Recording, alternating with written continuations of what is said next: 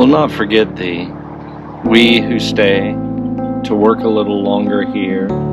Thy name, thy faith, thy love shall be on memory's tablet, bright and clear. And when, oh wearied by the toil of life, our heavy limbs shall be, will come and one by one lie down upon dear Mother Earth with thee.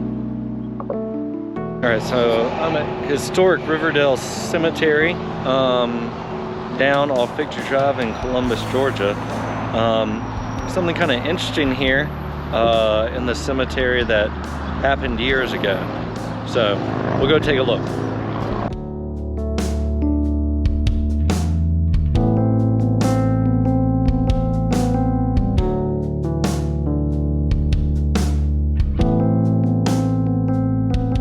So behind me here is a memorial to something very interesting that happened here around Columbus in 1915, November 2nd, 1915. It's a big top shaped granite monument. It marks the graves of victims of an infamous circus train disaster. The Colonel T. Kennedy Carnival Show had just wrapped up on an unusually successful Harvest Festival week in the center of Atlanta. On the early morning of November 2nd, 1915, there were 28 cars for the train, and it pulled out of the station in Atlanta and headed to the next gig in Phoenix City, which is right across the river from Columbus, Georgia here. It's Phoenix City, Alabama.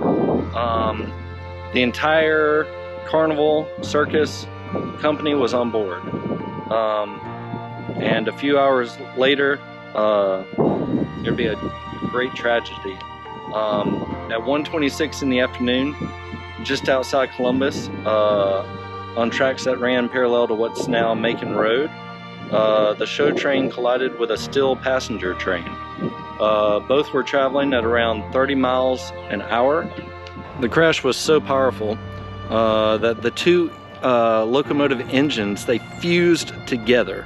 While no one was killed on the sturdier passenger train made of steel, the Kennedy performers were unfortunately not so lucky. As Colonel Kennedy led the way, workers in the back cars attempted to save those trapped in the front.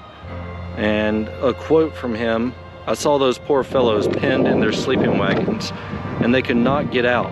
As the fire began raging out of control, carnival performers Fred and Myrtle Kempf realized they were trapped in their sleeping compartment. In a last-ditch effort to save their daughter, Myrtle passed her off to rescue workers. The child survived, but her parents and 2 carloads of animals were burned alive. The fire raged for hours. When the smoke had finally cleared, more bodies were discovered in the wreckage. At least 50 Kennedy workers were injured. Due to the transient nature of carnival people, the exact number of those killed has never been confirmed.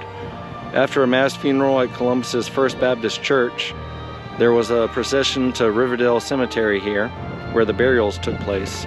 Since the carnival's band's instruments had been burned, local Columbians loaned them instruments so they could send their comrades off in style.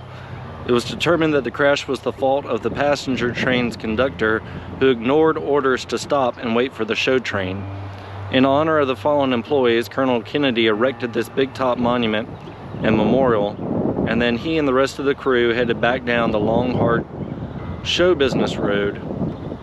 So this was erected by Colonel T. Kennedy shows in memory of their comrades who lost their lives in the great train wreck near Columbus, Georgia, November 22nd, 1915.